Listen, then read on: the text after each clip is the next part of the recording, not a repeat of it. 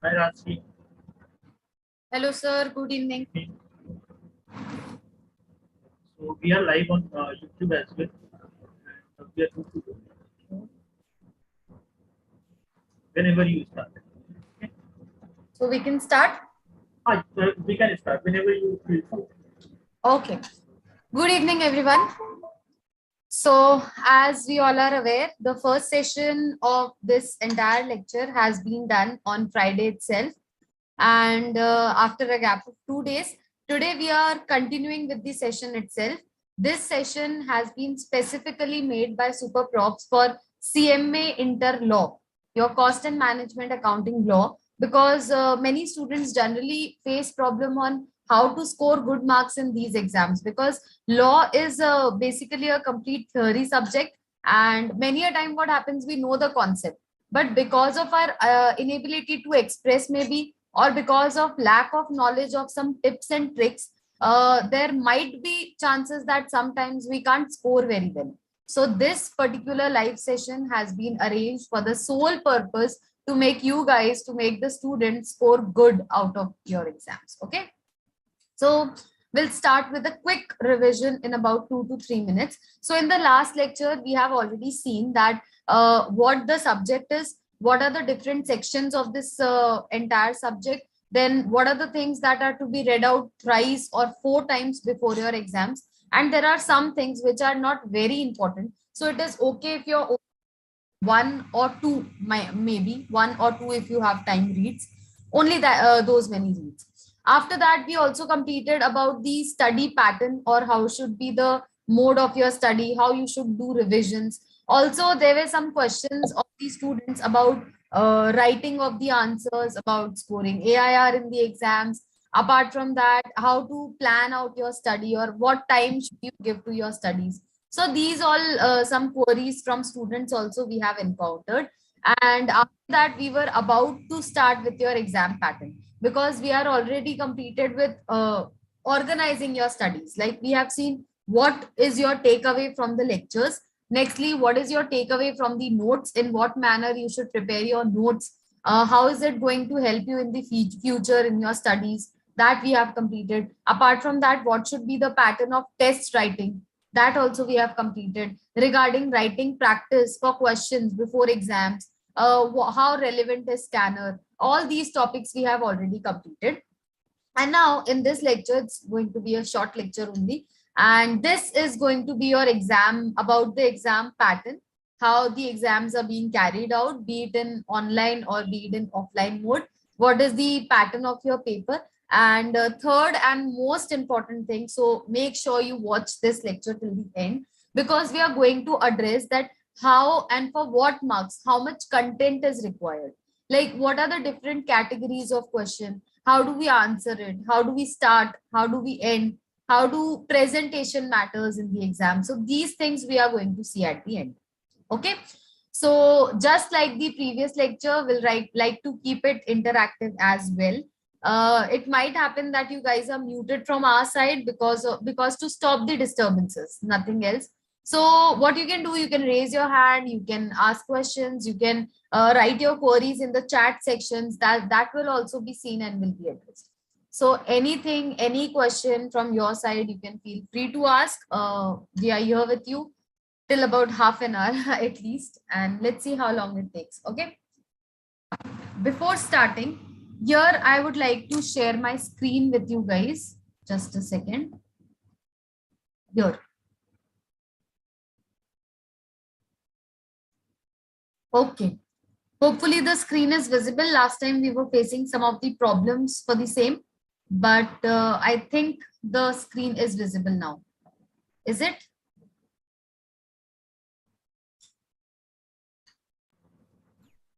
Yes, yes, yes. Okay. Okay, perfect. So we can continue. This is basically your paper number 6, law and ethics, and what is going to be your online exam paper pattern.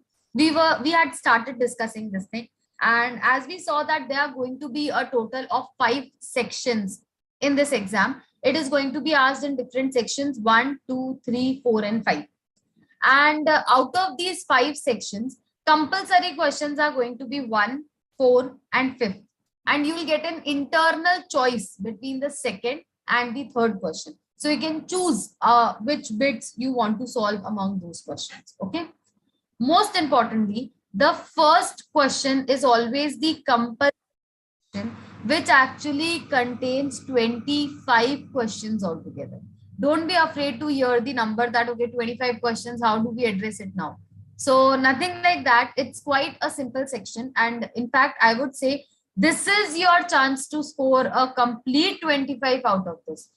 Because what happens when we write in theory now, there are some or the other ways by which the teachers can cut your marks. Like for example, be it by way of presentation, your presentation is not up to the marks, or be it your the pattern how you have presented your answer, be it the content, be it the knowledge. Sometimes if even if everything is correct, there might you have not written some introduction, or you have not given the final conclusion. So there are many scopes to cut out your marks. But what happens in these objectives, like for example, true or false, if your answer is true, and then if you have written true, you are going to score a complete 1 mark for it, and no one, I'm repeating myself, no one can cut any marks for it.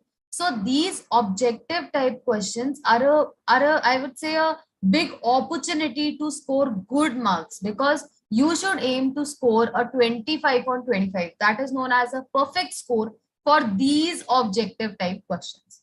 So your section 1 is entirely going to be about these questions only, where the scoring is comparatively very, very easy.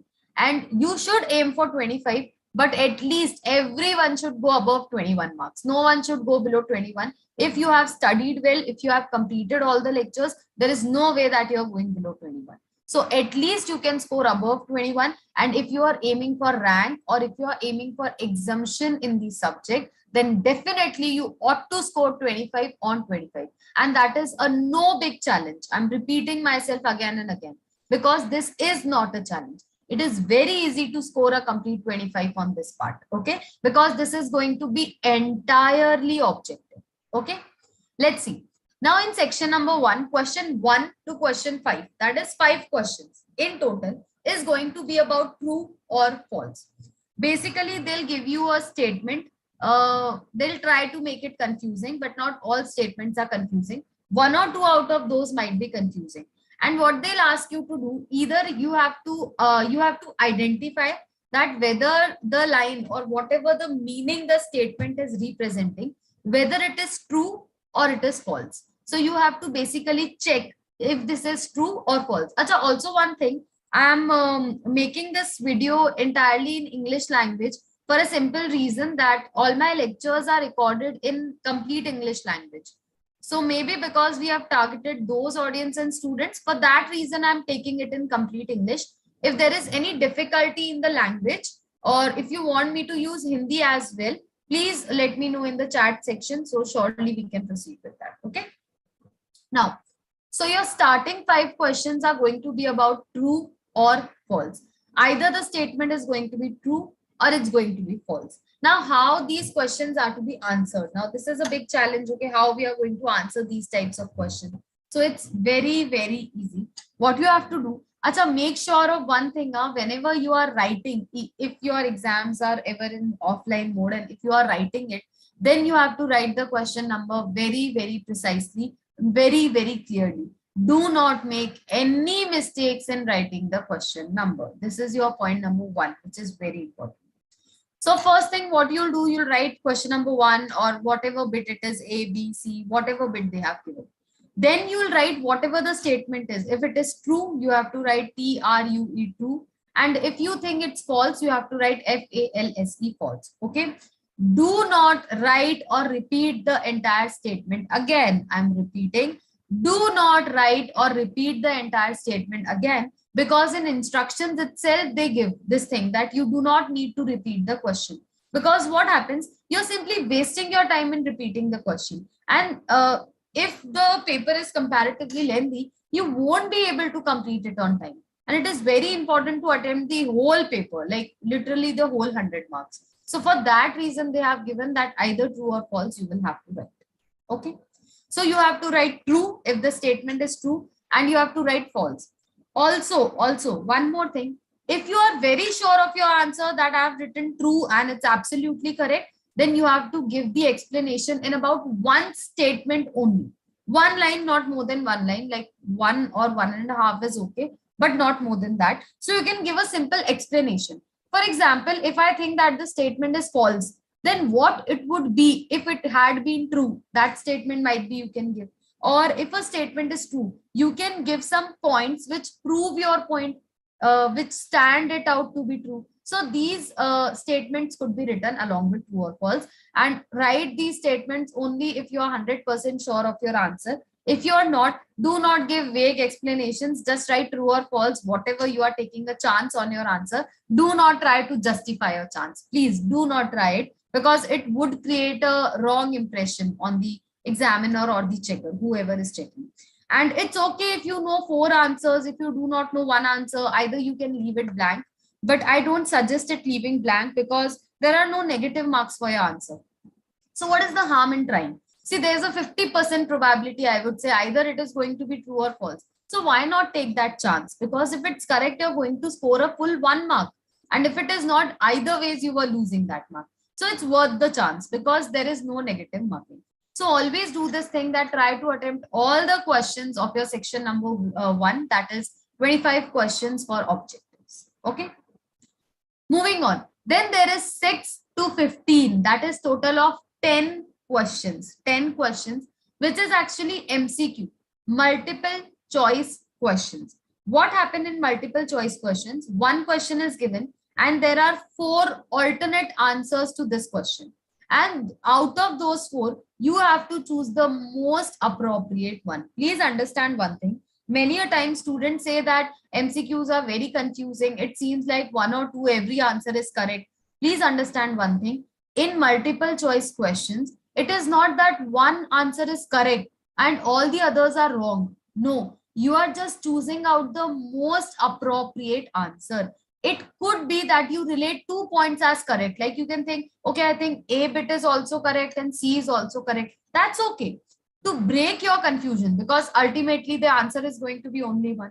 So in those situations, you have to choose that which is the most appropriate or the most significant, I would say, which you relate to the question, and you have to mark that option.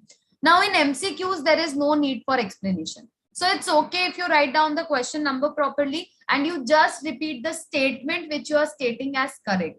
For example, if I think that in question number 6, bit number C is correct, so I would write answer C and I would repeat the word or the statement that is written against the letter C. Okay, so this is the way in which you can answer multiple choice questions.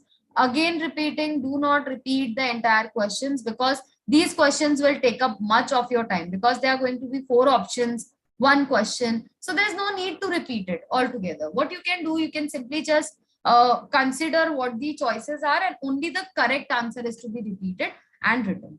Okay. And last thing, I'm just repeating it again, that it is very important to choose the most appropriate correct answer. Okay. Moving on. Next, we see 15 to 20, that is match the following or match the columns. Now, many a times what students do, I've seen this many people doing these things. What do? You write the entire things of column A, entire things of column B, and try to connect it with a ruler. Okay, like if A is connecting to 5th point over here, so I'll make a straight line connecting it to the 5th. See, look, we are into professional exams and not into 2nd or 3rd standard to do it this way, because it's quite confusing. The examiner might get confused of what you have done. Also, some kids are very, very smart that ways. So they do this thing also, that, okay, they just confuse the examiner on checking this, that where the arrow is going or where the line is going. So do not do these things. Simply what you can do, you will have to repeat the question, but how you are repeating the question, see. If I think the first bit over here is matching to the 3rd bit over here. So what I'll do, I'll write the first one, I'll make a dash over there, and then I'll write the 3rd bit over there. This is the way in which you write. Please understand. This is the main criteria, or this way in which you can write these types of question. So simply what you will have to do is, you will have to write the first bit over here, and then you will have to make a dash, and then C bit over here. I'll also try to explain it other way. Just a second. Maybe we'll share another screen like this.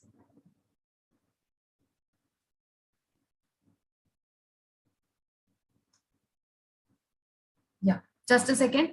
What I mean to say is,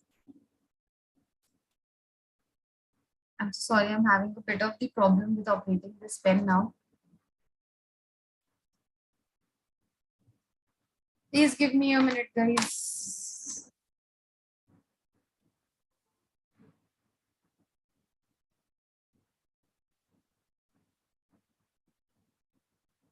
Okay.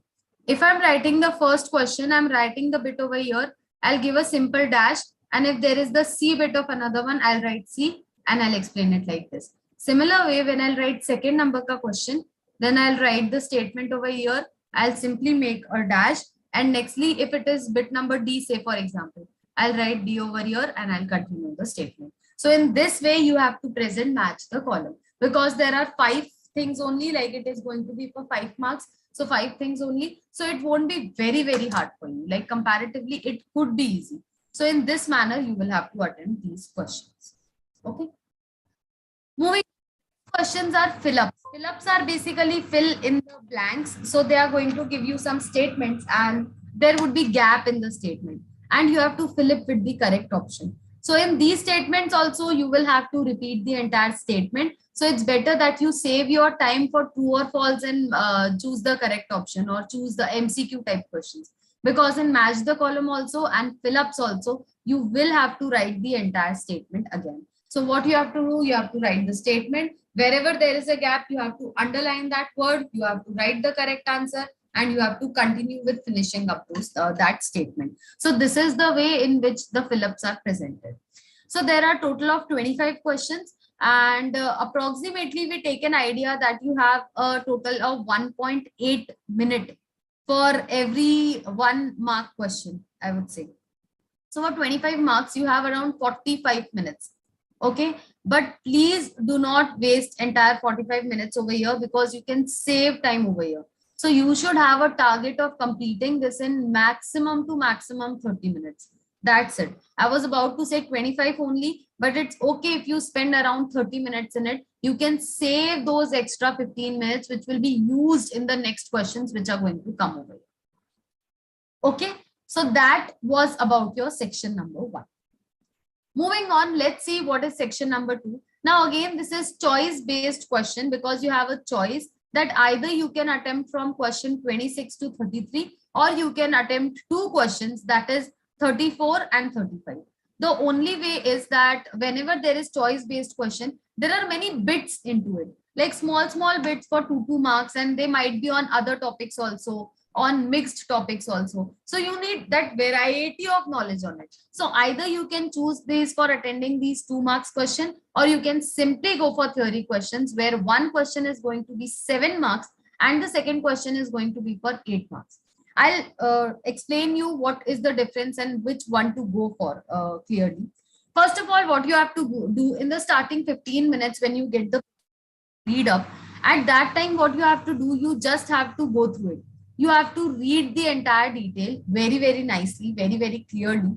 And then you have to judge that how many questions do you know from the first objective type or from the theory type. This is very important because see, for example, there are a 20 of, there is a total of 4, 5, 6, 7, 8 questions over here. Okay, we have a total of 8 questions over here. Out of these 8 questions, if you very well know only 4 questions, but not others, then it is not worth the risk. Okay. Only if you know at least 6 to 7 questions out of this bit, only then you should go for this part. If you know around 6 to 7, I'm repeating myself, at least 6 to 7 bits out of this total, only then you should go for attempting this part. Else, you should see the next part, which is for 7 and 8 marks. Also, you have to judge one thing over here. Because it is a 7 mark question, it is going to require great content. Good content will be needed. Around 1.5 page will be filled or around 2 pages for one answer of 7 marks. 1.5 will also be enough. So do you have that content on that particular topic on which the 7 marks question is asked? That is to be judged. Similarly, it goes for 8 marks also. Whatever you have learned or whatever knowledge you are having, is that solely enough for attending that 8 marks question? That is to also be judged completely. So these two things you have to compare, that whether these objective types is going to be a good scoring thing for you or these theory types question. Also remember one thing, it is very, I would say, with my experience, that whenever we write these short questions now of 2 marks, there is a high chance that if you are 100% accurate in your answers, they might give you 2 marks to the full, like completely. But what happens in 7 to 8 mark question? Either half or 1 mark is always cut off, be it on any reason. As I already told you in the starting, that in theory, there are many ways or there are different criterias on which the number can be cut or your marks can be cut off. So it's better that you try that. If you can go for objective type, select that. But if you think you have a command on the subject, you have command on the language, and you can present your theory well. Some people can present theory very well. So you all are aware of your skills and knowledge, then you could go. You should go definitely for this section. So this is your section number 2, which comprises of a total of 15 marks. Do not consider it as 15, 15, 30. No, there is an internal choice between these questions, because we have already seen there is internal choice for second and third sections. So this is your second section, which is offering you internal choice. Okay. Apart from that, again, moving over here, that there is again one choice. This is not section number 2, it's basically 3. There is a misprint over here. So you do consider it as 3. There's some sort of misprinting or something over here. So this is your section number 3, where the similar pattern follows. Similar, like question number 36 to 43, that is 2 marks each and 1 mark. And finally, question 44 and 45, which is for 8 marks and 7 marks respectively. Okay, so same pattern, nothing new to discuss. This is also for your 15 marks. And basically, only thing that you have to remember, you have to read out all the questions. If you are sure of at least 6 to 7 questions, only then you should go for this objective type. Else you should choose for theory type questions only, which is going to be a good scoring for you. Okay. Also, one more tip I would like to add.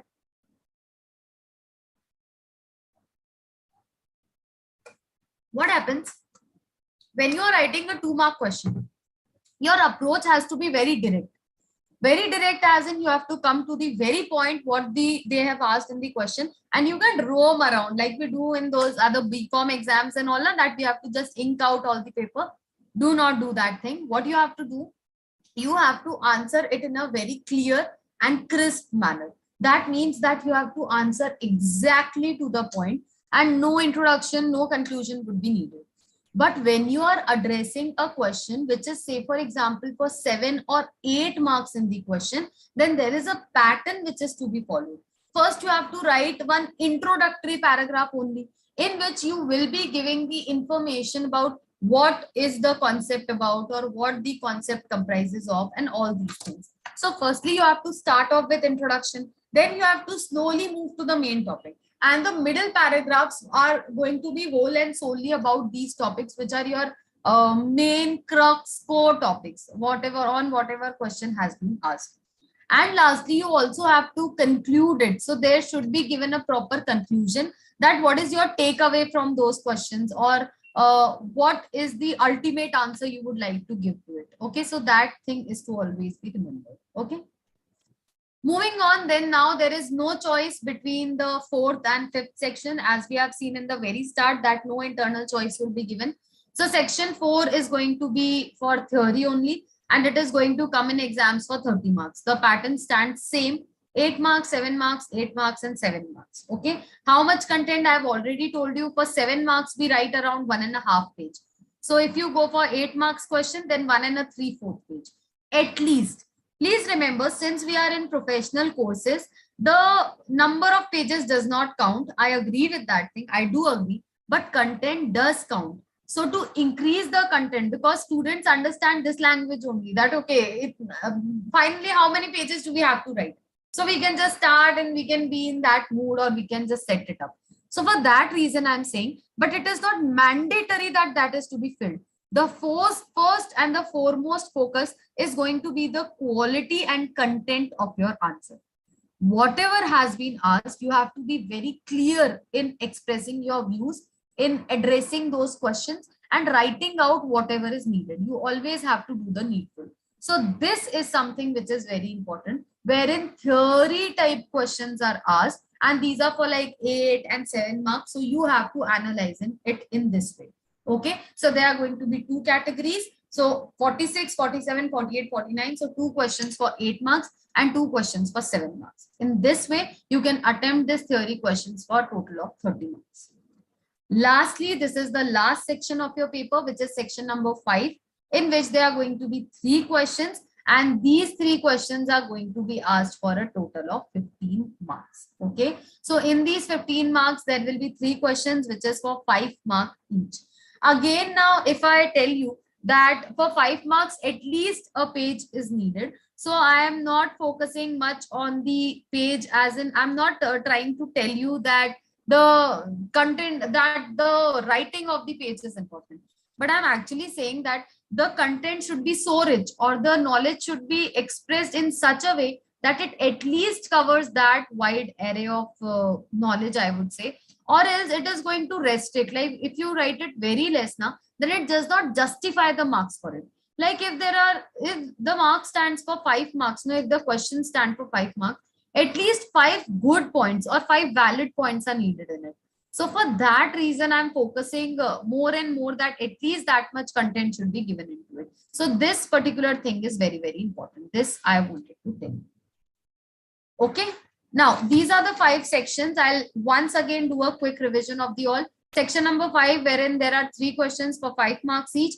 Always focus on content and core, but do not forget, on the back of your mind, you should also have the length of the page for which you have to write down the answer. Next, we have seen section number 4, which is going to comprise of 2 7-mark questions and 2 8-mark questions. We have already discussed what length you have to do. In section number 2 and 3, the most important thing is not writing. It is actually choosing out. You have to choose whether you want to go for objective type questions or theory type questions.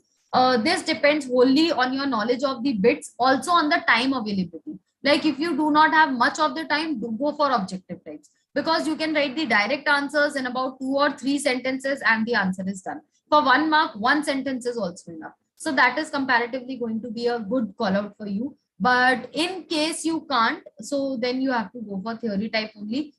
Theory is going to consume your much of the time. Same thing goes for section 2 also. And lastly, section number 1, the entire in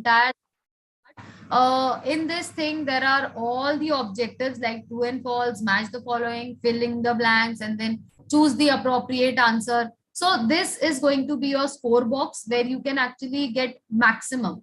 I actually prefer, or I would actually suggest that you should aim for a 25 on 25 in this particular section. But okay, now it's up to you. What study do you do? What is your understanding of the concepts and all those things? Okay. So here we have completed with discussing our paper pattern, that what is the paper pattern and how you have to answer these things. One thing is for sure clear, that there is a maximum number of 7 and 8 marks question, and also some of the 5 marks question also. And then there are going to be some of the objectives which are to be presented in a very clear manner. So I don't think it's much of a tension thing or much of some stressing out thing, because those questions are going to be entirely an easy job for you guys. Okay. Now, only I'll take your last 10-15 minutes. I know you guys are very busy, but yeah, only last 10 to 15 minutes, because I also want to address one last thing, which is very, very important. So whenever you are writing a 5-mark question, let us start with 5, then we'll move on to 7, and then we'll move on to 8. So whenever you are writing a 5-mark question, please understand, in theory writing, the content, the core, and the way of presentation, all these things are very important. I'll repeat: the content, as in the size, how much you are giving; the core, that means if you have understood the entire values, what has been asked in that question, the entire knowledge; and thirdly, your presentation, how well do you express your ideas, is equally important. Okay. So whenever these theory questions are asked, say for example, this 5 mark, 7 mark, 8 mark questions, they are judging you on some of the basis. Please understand what those bases are. Sometimes what happens, you get a direct question. Say, for example, if I give you a question, what are the different types of companies under Companies Act 2013? This is a very direct question. There is no need to judge your understanding on this. Basically, they are judging out your knowledge on this. So whenever direct questions are asked, which needs a direct approach, they are focusing on your knowledge and not on any other thing. So there is no analysis needed. No, I would say the introductory part needed. You can directly move on to the main crux of the sentence.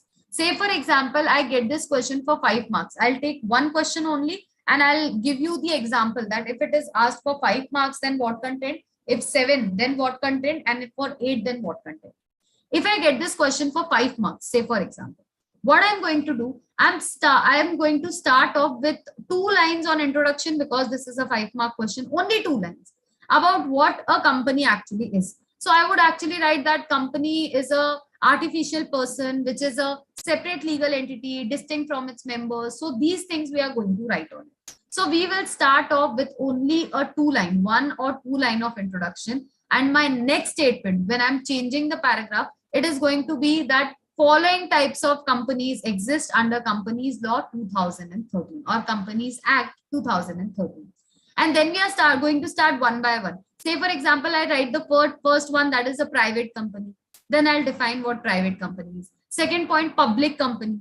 Then I'll write what a public company is. Third, I'll write OPC, that is one person company. And the others are actually classification. So what I'll do after writing these 3 main points, I'll make another point that also apart from the types, there are different classifications and they stand as associate company, holding subsidiary company, government company. So I'll give brief introduction about these things, like in 2 lines maybe. Now public, OPC and private company are going to be a complete content that would make the person who is taking understand the concept very clearly. But when I'm writing about classification, I'll write only 1 to 2 statement of each.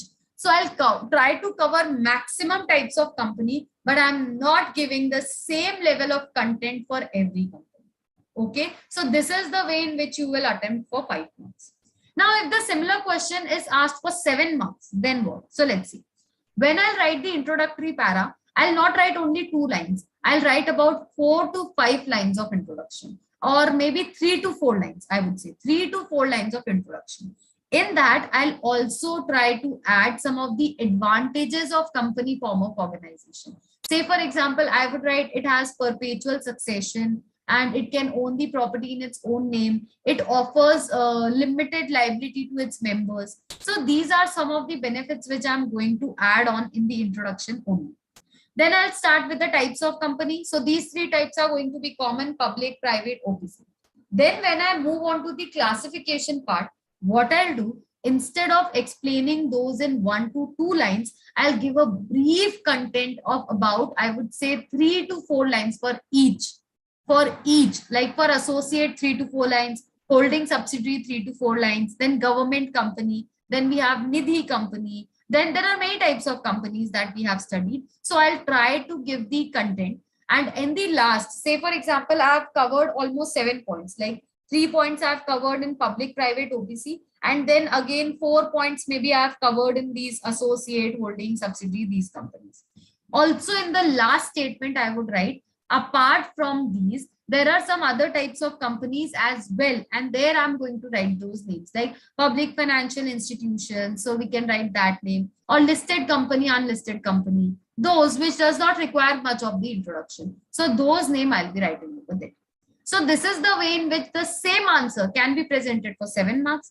Now, if the same is asked for 8 marks, then the other pattern will be same. Only instead of explaining 4 points in classification, you'll go for 5 and 6 points in the classification. So the number of points gets increased. The introductory paragraph increases like from 1 or 2 lines with the increase of marks. And also the conclusion paragraph is added, in which you can sum up all the things, that these are the different types of company. Although newer forms of companies are being introduced, like for example, OPC is a new concept which has been introduced in 2013 Act. And this we have seen while we were doing the lectures. So this is also one style where you can add on these additional knowledge Or maybe if you are aware of some amendment which has recently came and you want to show it up also, then that also can be written in the conclusion paragraph. So this is the way in which these types of questions can be answered. The direct questions. Okay.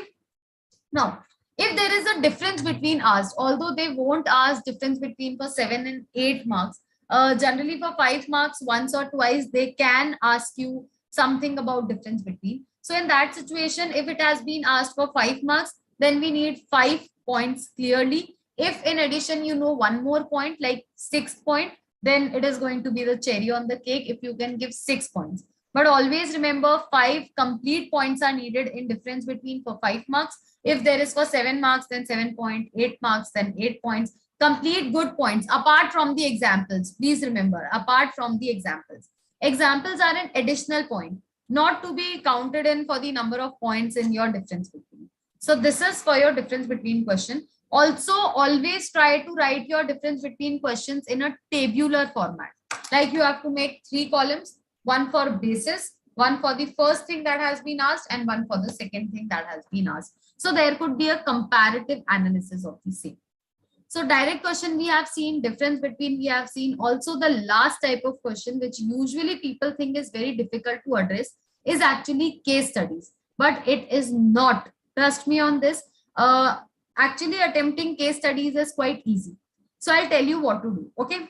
Whenever you, be it for 5 marks, be it for 7 marks, be it for 8 marks, for all 3 I'm telling. First of all, whenever they give you case studies, they are judging you on 3 points. 3 points. The first one being your understanding of the question. Like, do you understand the question by reading the facts? This is the first thing they are judging. Second thing, what knowledge do you have on this topic? And third thing they are judging is actually that what is your analysis of the situation, or what you have a conclusion like, okay, this is going to be the ultimate or final answer. So these 2-3 things we have to answer them. So how would we start our answer? First off, we have to give a brief explanation about facts of the question. So you'll write the heading facts of the question. And then what you'll try to do, you'll try to summary of the question. Please understand, we do not have to repeat the entire question. You just have to summarize it. So what you can do, whatever facts are given, you have to write it in 3 to 4 lines, maybe maximum 3 to 4 lines, and make bits of it. So you can just explain what is happening. You can identify the different concepts that has been used in that factual question. All these things you can do. So these things you can address into it where there is going to be the facts column. The next column is actually going to be about your provision of the law. Now, this provision of the law is actually what kind of law or what part of law has been asked in the question. Once you have identified it, you have to give complete detail about it. Now, how much detail to be given? Now, this depends upon the marks. Okay. Facts are going to be similar, be it 5 marks, 7 marks, or 8 marks. But what level of content is to be given in the provisions column will differ. Okay. Like if it is for 5 marks, then 4 to 5 points are enough. If for 7, then 6 to 7 points are enough. And if for 8, then 7 to 8 points are enough. So those many points should come into provision. Maybe if you're not sure of those many points, then first of all, write the very specific point. Then if you have any other knowledge about it, if you know about the advantages, if you can recall some of the case law which has been previously happened and the Supreme Court has rolled out some decision into it, you can use that also in the provision. So this paragraph is to be increased or decreased according to the marks, whether it is for 5, 7, or 8 marks. And ultimately at the end, you have to give one conclusion. Conclusion would contain the solution of the answer. That whether in this question, might be they would ask if this is justified or not, this is correct or not. So you can give an explanation whether this is correct, not correct, what should have been, what they have did. All these things are written. Also, what corrective steps can be taken now. This can be written. If whatever thing they have done, does it stands in the eyes of law or not? That thing can be addressed. So each of these things can be answered by you. So in a case type question, this can be the pattern which you can follow, and it is definitely going to help you to score good marks. See, it is not a problem if you write it bitwise also, like 1, 2, 3, 4 line wise. That is also not a problem. But what happens? Many a time student keep on repeating the facts again and again. So for that reason, I've made this bifurcation. that once you have written the facts in the question, you're not repeating it again. Not even in the conclusion part. Do not repeat it. Write good content, give good quality of knowledge in your answer, and that is definitely going to score you, make you score good basically. Okay. Apart from this, few more points to add on. This is definitely the last thing I promise. Few more things to add on. Firstly, please focus on your handwriting. I'm not saying that you have to win some prize in your handwriting competition. Definitely not. But yeah, it should at least be understandable by the person, whoever is reading it. So make it very comfortable or convenient, at least for the person who is reading it. So first thing, it should be very, very clear. Second, please use the space, that is for sure. But do not do that conjuicy wali thing, that we are not even leaving a line between two answers. Do not do that thing. We have enough space and we can address different questions. Okay. I would suggest you to start the new question on a fresh page itself. Even if you have like 1/4 or half of the page remaining, leave it over there and you can move on to the next fresh page and you can start the answer over there. This counts in better presentation. Okay. So it is very important. Always start a new question on the fresh page. You can solve these objectives on one page. That is no problem. You can solve it in continuation, no issues. But whenever you are starting a 5 or 7 or an 8 mark question, always prefer that you are starting it on a fresh page. Unless until you have much of the space left, do not use that space again and again. Okay. Third point, whenever, if you have time, first you have to focus on completing your paper, because from the minute you start your paper, your focus should be on attempting the 100 marks paper itself. From the very first day, from the day you have started preparing for your exams, your aim should be going for the entire 100 marks. So what you have to do, you have to aim on it. You have to definitely get a perfect 100 on it. 100 marks, I would say you have to attempt the entire paper. So first focus on that thing. Secondly, if you have around 3 to 4 minutes also remaining, okay, you can do this work in 3 to 4 minutes also. Recheck that whether you have written the question number correctly. This is very important. Please go back and check in a very fast manner if you have written all the question numbers correctly, because writing of wrong question number is going to be, I would say, hazardous for you guys, because even after writing good answer or attempting all the paper, somewhere your marks could be reduced or maybe your answer won't be considered. So this is very important point, that recheck all the question numbers, whether you have written it correct or not. Moreover, if you have additional 2-3 minutes, go for making up lines. Like you have one answer you have completed, draw 2 lines or draw a single line after that with the help of your pencil. This enhances the quality of your answer. Do it for the all answers. You can do these things.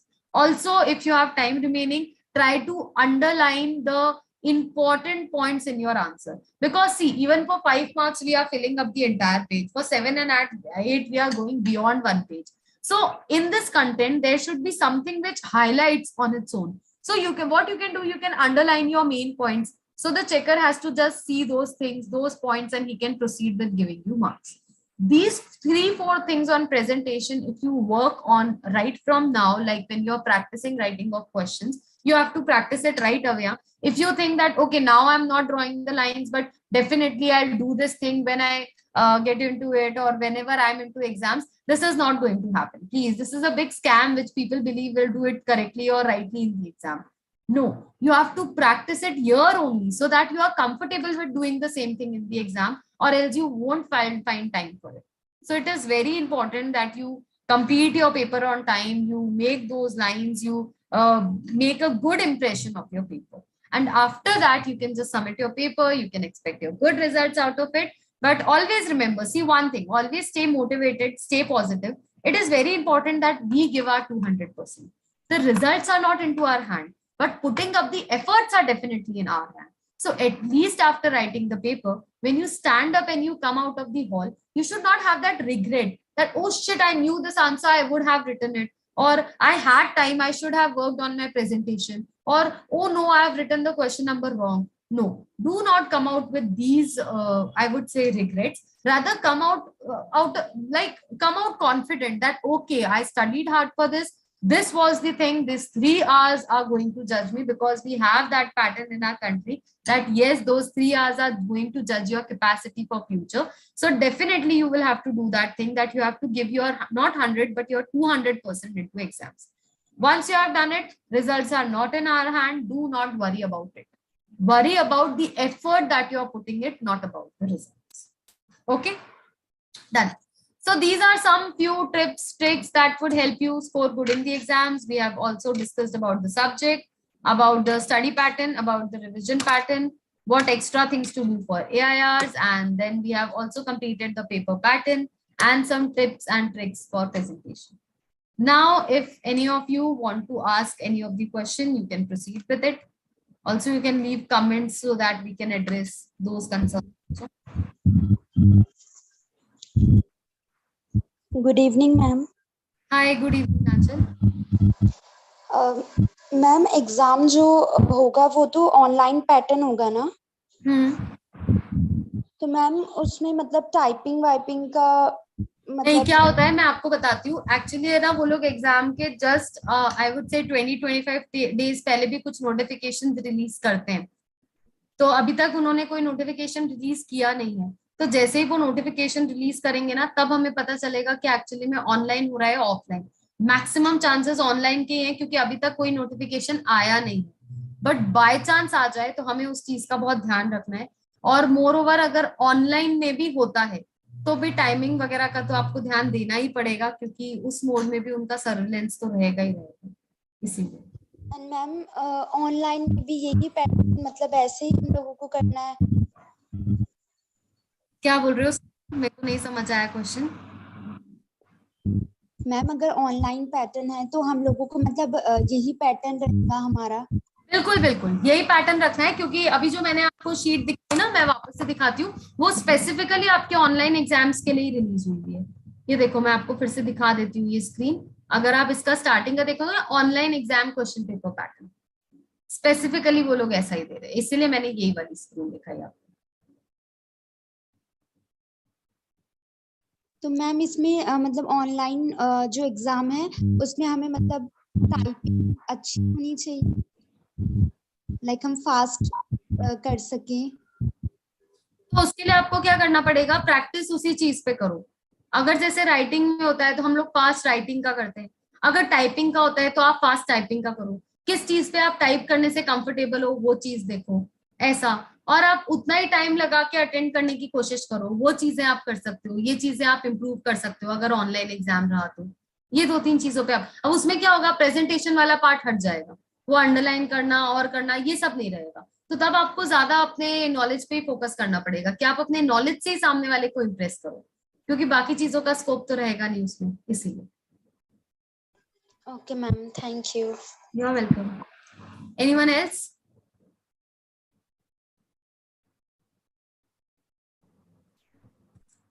Okay Satyam sir, I think we can wind up this. So now we are ending this session for today. We'll continue again at the same time. You are watching on.